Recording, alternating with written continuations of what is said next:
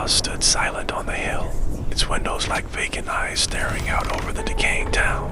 Locals whispered stories about Blackwood Manor, tales of a grief-stricken widower, Silas Blackwood, who had lost his young daughter Elara to a mysterious illness. They said he tried to bring her back, dabbling in forbidden rituals, and that the house had never been the same since. Sarah, a skeptical urban explorer with a penchant for forgotten places, scoffed at the superstitions, armed with a flashlight and a camera.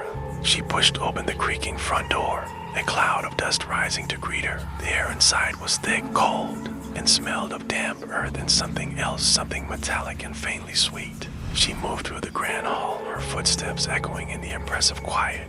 Cobwebs draped like funeral shrouds from the chandeliers, and furniture lay shrouded in white sheets. Ghostly forms in the gloom. In the parlor, a child's rocking horse sat motionless, its painted eyes fixed on the empty fireplace. A shiver, not entirely from the cold, traced its way down Sarah's spine. Upstairs, the silence deepened. The air grew heavy, pressing in on her. She found Elara's room. It was disturbingly preserved, a dollhouse untouched by time. Porcelain doll sat on the bed, its glassy eyes seeming to follow Sarah as she moved. She felt an inexplicable urge to leave, a primal warning screaming in her mind, but her curiosity, a stubborn beast, held her captive. As dust bled through the grimy windows, painting the room in sickly hues, Sarah heard it.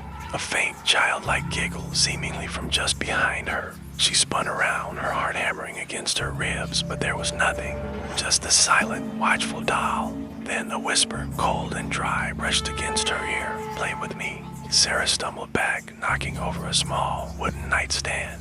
The doll on the bed tilted its head, a hairline crack appearing on its porcelain cheek like a thin, dark smile. The giggling intensified, no longer faint but clear and echoing, multiplying as if dozens of children were playing a macabre game in the room.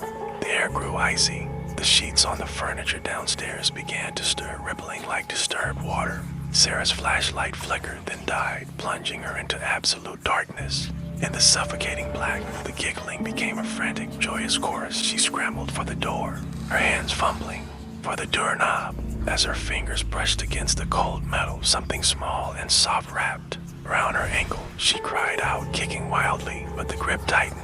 She fell, her head hitting the wooden floor with a sickening thud, for darkness claimed her.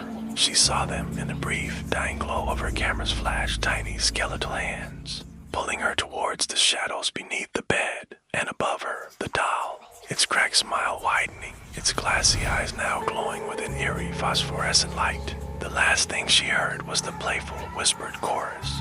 Forever and ever, Blackwood Manor still stands on the hill, silent and dark. Sometimes, if you listen closely on a moonless night, you can almost hear the faint, distant echo of childish laughter carried on the wind.